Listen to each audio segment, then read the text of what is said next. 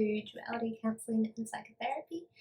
My name is Alison. I am the lead and the creator of Duality, and I am here to talk to you today about what even is faith. I personally have always, since I was a child really, been very curious about religion, spirituality, and faith itself as a whole. And I admired those who held it, and they always seemed so strong and confident, and yeah, I just always really loved it. There was one woman that would come in as a customer when I was doing checkout work, customer work, and she was one of the loveliest people I've ever met. She was so sweet. She always listened. She was always open and caring. And I believe I actually went to one of her church gatherings at one stage. But let's talk about what even is faith. What is it? What is faith? Faith is having a complete confidence in and trust. Faith is having complete confidence and trust in someone or something. It's often thought of in terms of religion, but I think that there are far more things that you can have faith in, including oneself, others, nature, life, universe. You can really pick what you have faith in. But it means being sure of the things that are unseen, what we hope for. It's trusting the knowledge of our soul above all else. Now, is faith something that can be built upon? Can you improve and increase your faith? The answer is yes, you absolutely can develop faith. And this can be done through a variety of things. I recommend that you try as many as possible. Find what works for you, because everyone is different, so these things are going to be different to you. So firstly, building positive thoughts and attitude. This can go quite alongside faith. And then sharing kindness, expressing gratitude, finding a like-minded community. I personally enjoy spending time in nature. It helps me feel very grounded and connected to a higher power. Feels good, you know. But it can also be done through meditation and prayer. When it comes to prayer, you can pray to whatever you choose. You can even pray to yourself if need be. You can do it in a way that talks to someone else. And yeah, one of the other ways is you can read religious or spiritual texts.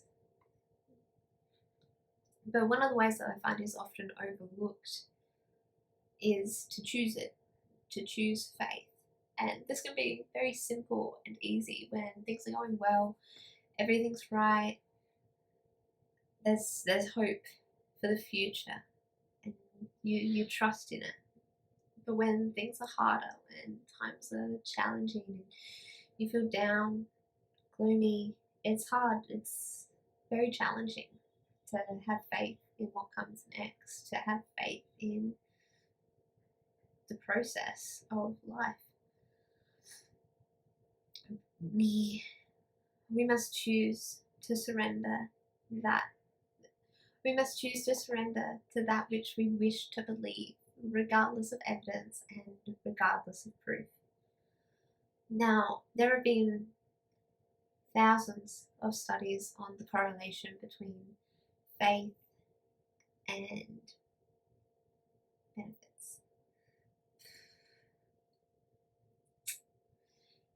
There have been over 1,000 studies between the correlation of faith and health. They've shown that there are multiple physical benefits, including protection and faster recovery from it. But they've also shown a lot of mental health benefits. So improved happiness, more optimism, hope. It can lead to finding a sense of purpose and meaning in life. There's a list of further benefits that you can check out on my website under the blog post of What Even Is Faith, if you're curious about more of that. I've also included a couple of my resources at the bottom of that page if you want to read a little bit more about where I found this information. But as there are two sides to everything, there is a good, perceived good and perceived bad. There are positives and negatives. I want to share these cautions with you. Like, as the world falls away from the teaching of religions, there are a lot of people that would hold judgments against you for believing, and they will try to, well, potentially some of them will try and talk you out of your faith. They will ask you a lot of questions about, like, why do you believe that? What makes you believe that? Like, people may think you're crazy, but the very definition of faith is to hold trust regardless of evidence and regardless of proof. We all know that there have been a lot of wars started in the name of religion. People tend to believe that their way of believing is the only way and condemn those that choose another way. I personally believe that at the core of every religion is love, peace, and acceptance. I think the values within it are paramount, honestly. But one of the biggest cautions that I really want to talk about is spiritual bypassing.